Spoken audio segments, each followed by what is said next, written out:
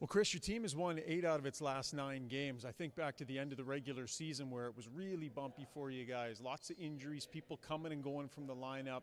It felt pretty unsettled. How confident were you that you'd be able to get things sorted out and find the level that you're currently at right now?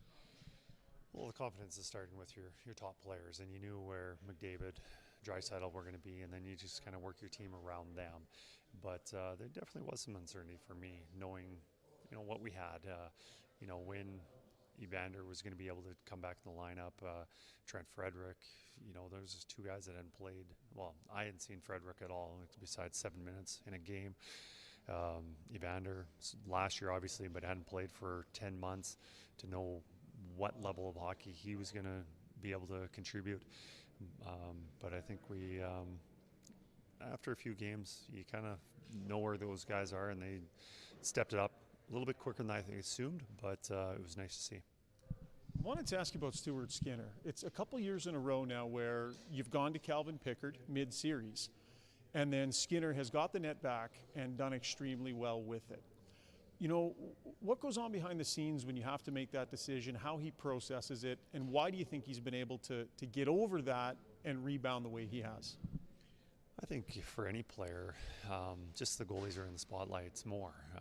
Every player, whether they're defenseman, forward, there are always ebbs and flows to their games. You just don't notice them as much as a forward. They might go a few games without scoring, but it's still, if the team's winning, it's not an issue. But when the goalie's not playing well, it obviously is an issue, and everyone is aware of that. But so for a goalie to play consecutively for a long period of time, it's hard to do. But I think Stu has handled it very well. He used the time off to refocus, work on some things in practice on his game, and when he's returned, it's been great. Like after last year, mid-Vancouver series, he came back, was great at the end of the series and into the rest of the playoffs against Dallas and Florida. And you're seeing that right now with the back-to-back shutouts, that he's as sharp as we've ever seen him. So Game 3 happens, and you leave that bench knowing I need to make some changes here. You got to change some things up. You did. You changed all 4 lines. You changed your D pairings. What's the process like behind the scenes? The conversation maybe with your coaches? We all sit around and debate it. What should they do? Point, counterpoint. Does the same thing happen back there? How much dialogue is there? And how do you land where you land? Well, I think there's things that we don't just make decisions after a loss and feel like, all right, we need to make change. What's it going to be? I think we were thinking beforehand, playoff start, and it's definitely before the Vegas series, what we might need. And there were some conversations, and we were talking to players about being ready to come in the lineup, and we might need this. So that's part of it. And the other one is just how the series going? Who's playing well? Are we getting out hit? Are we getting outscored? Do we need a little more defensive play?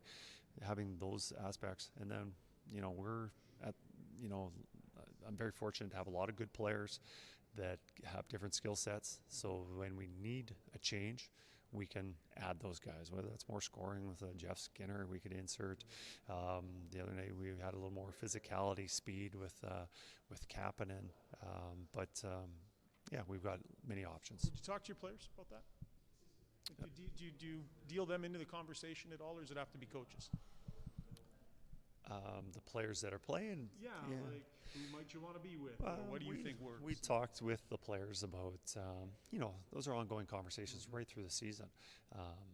We've had many line combinations, probably more line combinations than we probably should have, but we're trying to find things that worked, especially during January, finding top 6 forwards and who would work well with McDavid and Draisaitl. So we had a lot of fluctuation there, but and then who works well together, and and those conversations with the players during the season.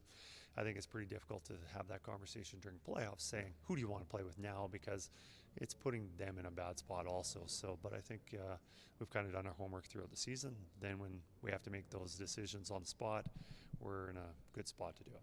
Last one might be Winnipeg. Might be Dallas. You might know pretty soon. It might still be a few days. How do you use your time wisely right now? Well, unfortunately, they're playing each other, so we can prepare that. We're watching one game. You're actually watching the two teams play each other.